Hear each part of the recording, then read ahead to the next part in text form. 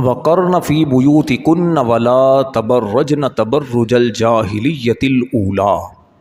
اللہ فرماتا ہے اے مسلمان عورتوں، تم اپنے اپنے گھروں میں ٹھہری رہو اور بے پردہ ہو کر باہر نہ نکلو، جس طرح پہلے زمانے کے دور جاہلیت میں عورتیں بے پردہ ہو کر نکل کر گھومتی پھرتی تھیں۔ اس آیت میں اللہ تبارک و تعالیٰ نے صاف صاف مسلمان عورتوں کو دو باتوں کا حکم دیا ہے۔ پہلی بات تو یہ بیان فرمائی کہ اپنے گھروں میں ٹھہری رہو، اور دوسری بات گھر سے باہر اس طرح نہ نکلو کہ جس طرح جاہلیت کے دور میں عورتیں بے پردہ ہو کر بناؤ سنگار کر کے گھومتی پھرتی تھیں۔ یہ حکم قیامت تک مسلمان عورتوں کے لیے ہے۔ جو بھی مسلمان عورت ہے، خود کو مسلمان کہتی ہے، اسے یہ بات سمجھنا ہوگی کہ میرا اللہ پر ایمان ہے، میرا قرآن پر ایمان ہے، اور قرآن میں رب تبارک و تعالیٰ نے مسلمان عورتوں کو جو حکم دیا ہے کہ گھروں میں ٹھہری رہو۔ آج جو بھی عورت یہ سمجھتی ہے کہ عورت گھر میں ٹھہرنے کے لیے نہیں، عورت مردوں کے ساتھ مل کر ایسے کام کرے کہ جو مرد کرتے ہیں، یا پھر مردوں کی طرح وہ مردوں میں گھومے پھرے، پردے کا خیال نہ رکھے، خوشبو لگا کر بناؤ سنگار کر کے مردوں کے ساتھ تعلقات رکھے، تو ایسی عورت کو سمجھنا چاہیے کہ رب تبارک و تعالیٰ نے قرآن میں جو حکم دیا ہے اس کی وہ خلاف ورزی کر رہی ہیں۔ زمانہ جاہلیت میں نبی کریم علیہ الصلاۃ والسلام کی آمد سے پہلے جب میلے لگتے، مارکیٹیں لگتی، لوگ خرید و فروخت کے لیے دور دور سے آتے، تجارت کرنے کے لیے اس بازار میں آتے، تو عورتیں بھی مردوں کے ساتھ مل کر وہاں پر آیا کرتیں، بناؤ سنگار کرتیں، اچھے خوبصورت کپڑے پہنتی، خوشبو لگا کر مردوں کے ساتھ ہی تعلقات رکھتے ہوئے کام کیا کرتی۔ تو اس وقت یہ آیت کریمہ نازل ہوئی اور ان کو سمجھایا گیا کہ تمہاری عزت، تمہارا وقار گھر کے اندر ٹھہرنے میں ہے۔ آقا کریم علیہ الصلوۃ والسلام نے فرمایا عورت پردے میں رہنے کی چیز ہے۔ جس وقت یہ بے پردہ ہو کر گھر سے باہر نکلتی ہے تو شیطان اسے جھانک جھانک کر دیکھتا ہے۔ عورت کا لفظی معنی ہی پردہ ہے، چھپانے کی چیز، اور آپ بخوبی سمجھتے ہیں چھپایا اسی چیز کو جاتا ہے کہ جو قیمتی ہوتی ہے، جس چیز کا احترام ہوتا ہے، جو ہمارے نزدیک بہت زیادہ ویلیو والی چیز ہوتی ہے، ہم اسے پیک کرتے ہیں، سنبھال کر رکھتے ہیں۔ اور جب عورت بے پردہ ہو کر باہر نکلتی ہے تو فرمایا شیطان جھانک جھانک کر دیکھتا ہے۔ عورت جب خود بے پردہ ہو کر بناؤ سنگار کر کے باہر نکلتی ہے تو دیکھنے والے، گندی نظر سے اس کو دیکھنے والے یقیناً وہ شیطان ہیں، شیطان کے چیلے ہیں، کیونکہ شیطان صرف جنات میں ہی نہیں ہوتے، شیطان انسانوں میں بھی ہوتے ہیں۔ اللہ قرآن میں فرماتا ہے من الجنۃ والناس۔ اللہ نے قرآن میں اپنے حبیب علیہ الصلوۃ والسلام کو جو تعلیم دی ہے اس میں یہ بھی سکھایا ہے پیارے حبیب، جو شیطان جنات کے ہیں ان سے بھی میری پناہ طلب کرو، اور جو انسانوں والے شیطان ہیں ان سے بھی میری پناہ طلب کرو۔ تو ایسے شیطان صفت انسان جو ہوتے ہیں وہ بلیک میل بھی کرتے ہیں، اپنی نظروں کو عورتوں کے حسن و جمال کو دیکھ کر گندا بھی کرتے ہیں اور دل کو بھی گندا کرتے ہیں۔ تو اسلام اور عورت، یہ آج کے ہمارے جمعہ کا موضوع ہے۔ کچھ اہم باتیں آپ کے سامنے بیان کروں گا، انتہائی توجہ کے ساتھ آپ نے اس کو سننا ہے۔ حضرت ابو موسیٰ اشعری رضی اللہ تعالی عنہ سے روایت ہے کریم آقا صلی اللہ علیہ وآلہ وسلم نے فرمایا جو عورت خوشبو لگا کر مردوں کے پاس سے گزرے تاکہ مرد اس کی خوشبو سونگیں تو ایسی عورت بد چلن ہے۔ یہ کوئی عام انسان نہیں کہہ رہا، یہ رحمت للعالمین آقا کہہ رہے ہیں۔ یہ اس نبی کا فرمان ہے جس کو آپ اپنا نبی کہتے ہیں، جس کو آپ اپنا لیڈر اور رہنما کہتے ہیں، جس کی مبارک زندگی کو رب نے مشعل راہ، نمونہ حیات اور رول ماڈل قرار دیا ہے۔ عورت جتنا بھی کہتی رہے میں تو پردے میں رہتی ہوں، میں تو نگاہیں جھکا کر چلتی ہوں، میں جناب پورا لباس اسلامی لباس پہن کر چلتی ہوں، ایک خوشبو ہی تو لگائی ہے۔ فرمایا عورت اس لیے خوشبو لگائے کہ مرد اسے سونگیں، تو ایسی عورت بد چلن ہے، ایسی عورت کو غور کرنا چاہیے۔ حضرت آدم علیہ السلام کو رب تبارک و تعالیٰ نے پیدا کیا، جنت میں جب تک اللہ نے چاہا اکیلے آدم علیہ السلام رہے، پھر آدم علیہ السلام کی بائیں پسلی سے اللہ نے حضرت بی بی ہاجرہ کو پیدا، حضرت بی بی حوا رضی اللہ تعالیٰ عنہ کو پیدا کیا۔ پھر اللہ تبارک و تعالیٰ سے آدم علیہ السلام نے عرض کی یا باری تعالیٰ میرا حوا سے نکاح کر دے۔ اللہ پاک نے فرمایا کہ پہلے میرے پیارے حبیب علیہ السلام پر 10 مرتبہ اور ایک روایت کے مطابق 20 مرتبہ درود پڑھو، تمہارا نکاح ہو جائے گا۔ حضرت آدم علیہ السلام نے حق مہر کے طور پر نکاح یہ درود پاک پڑھا، اللہ پاک نے نکاح کر دیا۔ اس کے بعد زمین پر آئے اور اس کے بعد پھر نسل انسانی کا سلسلہ شروع ہو گیا۔ یہاں ہمارے سمجھنے کے لیے موضوع کی مناسبت سے بات وہ یہ ہے، دیکھیے فطری طور پر اور اللہ کا قانون یہ ہے کہ مرد اور عورت دونوں کا تعلق بغیر نکاح کے نہیں ہو سکتا، ورنہ اللہ نے آدم علیہ السلام کو بھی پیدا کیا، بی بی حوا کو بھی پیدا کیا۔ آدم علیہ السلام کی فطرت میں یہ بات رکھی گئی کہ یہ عورت تمہارے لیے بغیر نکاح کے حلال نہیں ہے۔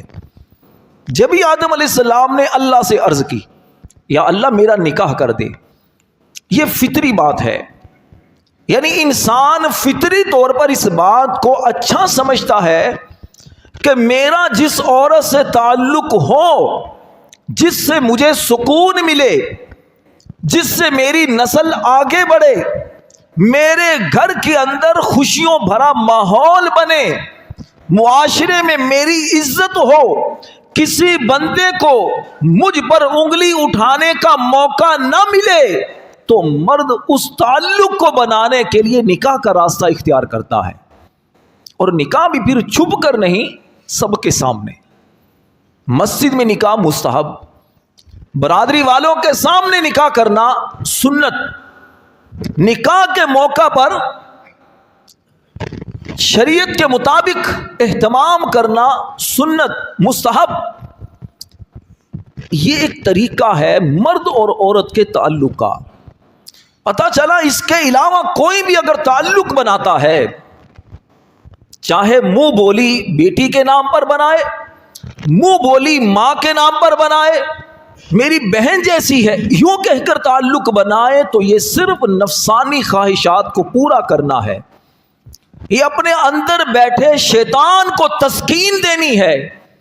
اب چاہے ایسا کہنے والا کوئی مذہبی حلیہ رکھنے والا ہو، چاہے داڑھی والا ہو، چاہے زلفیں اس کی ہوں، چاہے چہرے پر میک اپ کا نور چمک رہا ہو، تو ایسا بندہ شیطان ہے، یہ کبھی بھی رحمان کا نیک بندہ نہیں ہو سکتا، کیونکہ اللہ والے جو ہوتے ہیں وہ اپنے نبی علیہ السلام کی سنت پر عمل کرتے ہیں۔ میرے اور آپ کے نبی علیہ السلام کی سنت کیا ہے؟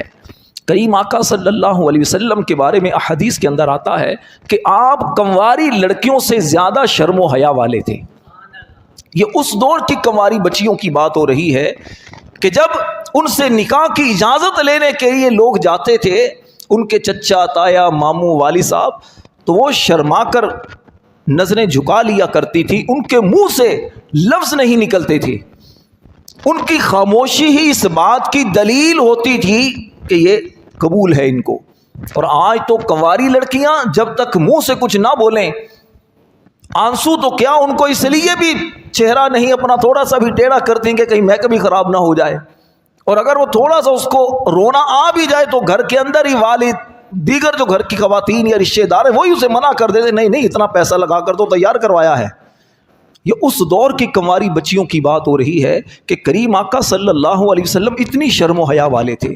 اور آج بھی کریم آقا صلی اللہ علیہ وسلم کا جو ماننے والا ہے، جو دیندار طبقہ ہے، مذہبی آدمی ہے، وہ شرم و حیا والا ہوگا، کبھی بھی عورتوں سے تعلق نہیں رکھے گا. ٹھیک ہے. تو اب جو اس طرح کہتے ہیں جناب یہ میری بہن جیسی ہے، یہ میری ماں جیسی ہے، یا عورتیں کہتی ہیں میں نے اسے بیٹا بنایا ہوا ہے، میں نے اسے بھائی بنایا ہوا ہے، یہ تو میرے چچا جیسے ہیں، والد صاحب جیسے ہیں. یہ صرف دونوں کے اندر شیطان بیٹھا ہوتا ہے جو ان کو گمراہی کی طرف لے کر جا رہا ہوتا ہے. ورنہ حقیقی باپ وہ بیچارہ ترستا رہتا ہے کہ کبھی بیٹی مجھ سے بھی محبت سے بات کرے. سگا بھائی بہن کو دیکھنے کے لیے ترس رہا ہوتا ہے کہ بہن کبھی میرے گھر میں بھی آئے، یا بہن کبھی سگے بھائی کی محبت دل میں بسائے تڑپ رہی ہوتی ہے، لیکن بھائی پرائی عورتوں کو بہن بنانے کے چکر میں اپنی نفسانی خواہش کو پورا کر رہا ہوتا ہے. تو خدا کے لیے عورت کی عزت، عورت کے مقام، عورت کے احترام کو سمجھیے. اللہ تبارک و تعالیٰ نے عورت کے 4 دور رکھے ہیں. سب سے پہلے عورت کو جو مرتبہ ملتا ہے وہ بیٹی کا ملتا ہے.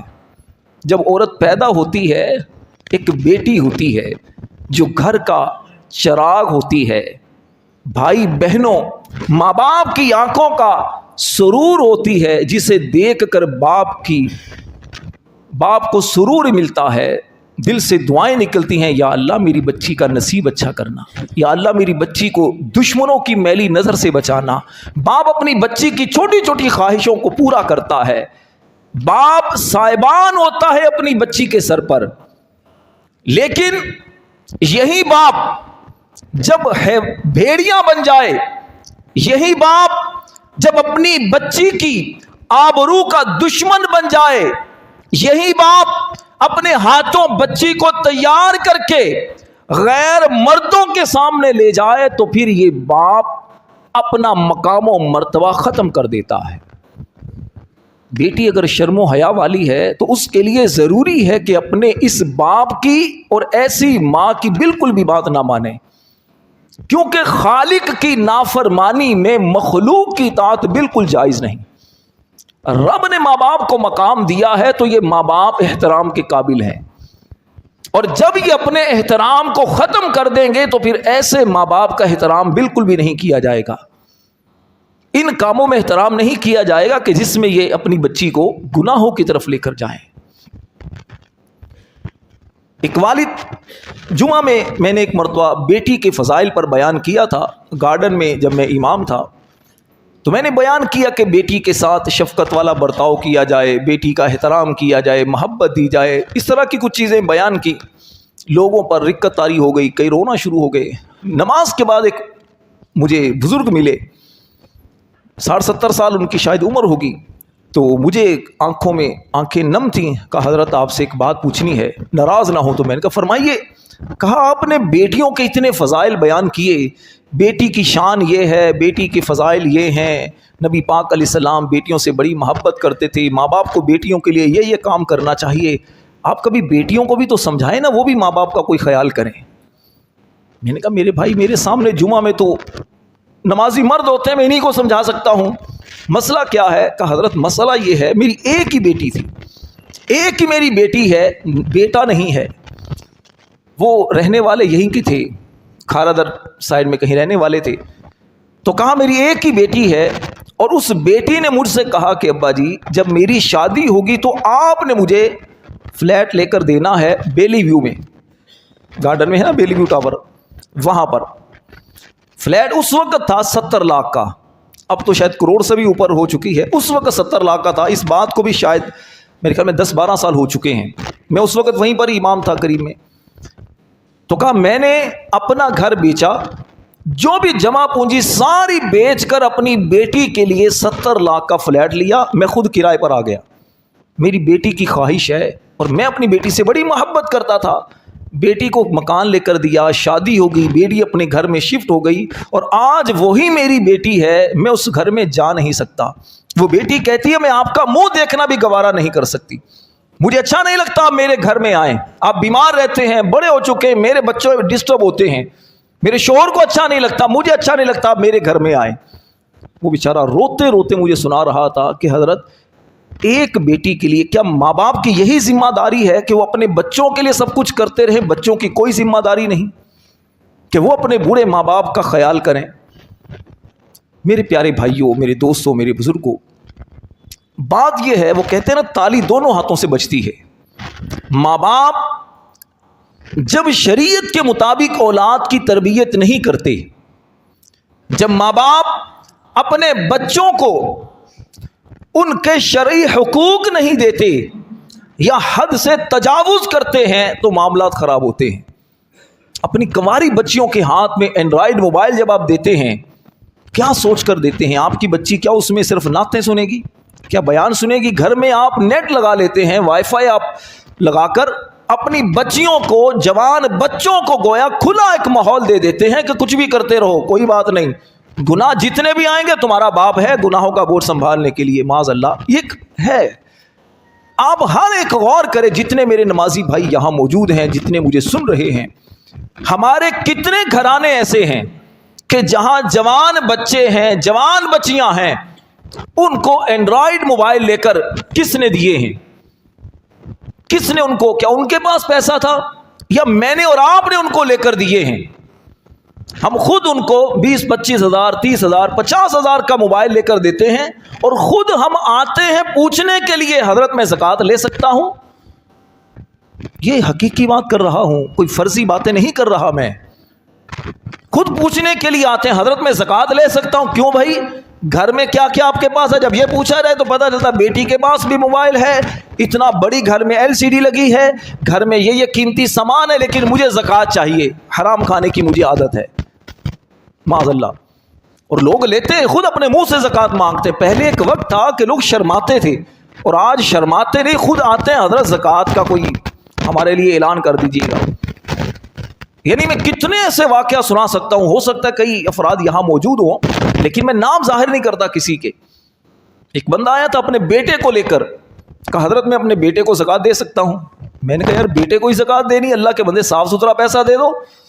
ایک اس نے کہا حضرت میں اپنی بیوی سے زکوٰۃ لے سکتا ہوں, یعنی بیوی زکوٰۃ مجھے دے, پھر میں بیوی پر خرچ کر دوں. کتنے ایسے افراد آتے ہیں.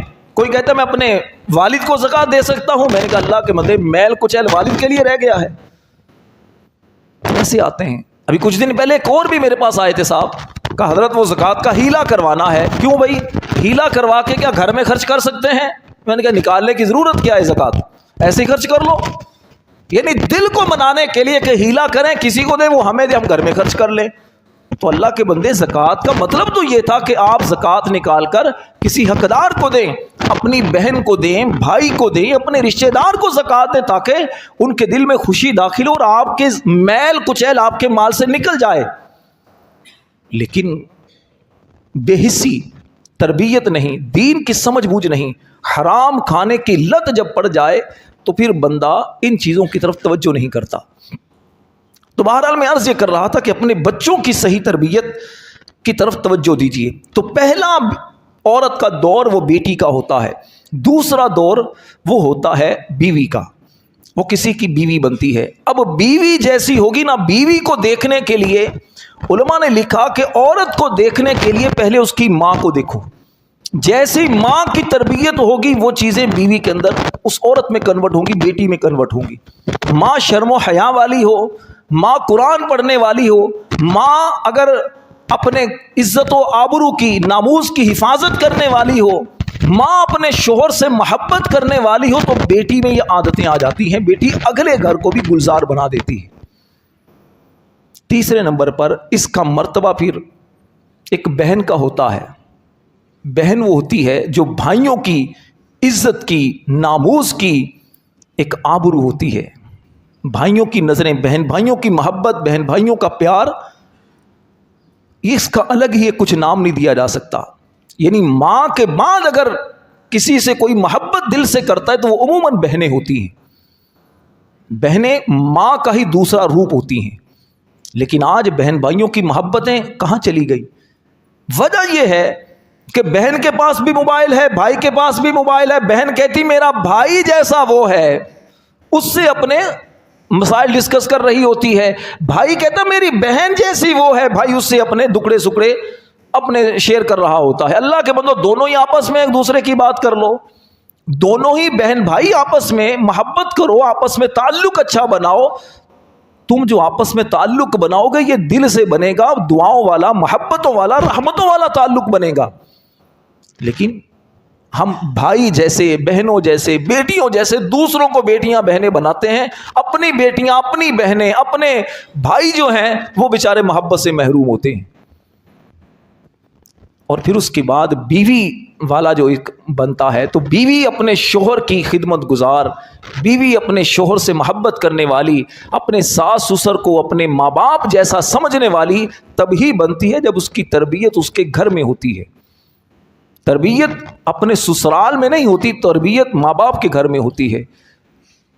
تو آخری بات صرف یہی عرض کروں گا، دیکھیے اللہ پاک نے عورت کو بڑا مقام و مرتبہ دیا ہے. ایک بزرگ کے پاس ایک عورت آئی، کہا بابا جی یہ بتائیے کہ عورت کو مرد کے پاؤں کی جوتی کی طرح بنا دیا گیا ہے. مرد کہتا ہے یہ تو میرے پاؤں کی جوتی ہے، جب چاہوں اتار دوں، جب چاہوں پہن لوں. عورت کو بالکل مرد کے ماتحت کر دیا گیا ہے. تو عورت کی کیا عزت ہے اسلام میں؟ اس نے، بزرگ نے فرمایا بیٹی، ایک عورت کو صرف ایک شوہر کے تابع کیا ہے، شوہر کے ماتحت کیا ہے. لیکن اسی عورت سے جب 4 جوان بیٹے ہوتے ہیں نا تو ان چاروں کی جنت اس کے پاؤں کے نیچے اللہ نے رکھی ہے. یہ وہی عورت ہوتی ہے جس کو بیٹے محبت سے دیکھیں تو ان کو ایک حج کا ثواب ملتا ہے. یہ وہی ماں ہوتی ہے جو دعا کرے تو اللہ اس کی دعاؤں پر بچوں کی تقدیریں بدل دیتا ہے. تم صرف اس کو کیوں دیکھ رہی ہو کہ مجھے شوہر کے تابع کیا ہے؟ تمہارے تابع اللہ نے کتنے مردوں کو رکھا ہے، تمہارے بیٹے. ایک شوہر کی اگر فرما برداری کرو گی تو اللہ کتنے بیٹے تمہارے فرما بردار بنا دیتا ہے. اللہ ہمارے گھر کی خواتین کی عزت و سلامت رکھے. اللہ ہم سب کو شرم و حیا کا پیکر بنائے. آمین بجاہ النبی الامین صلی اللہ علیہ وسلم.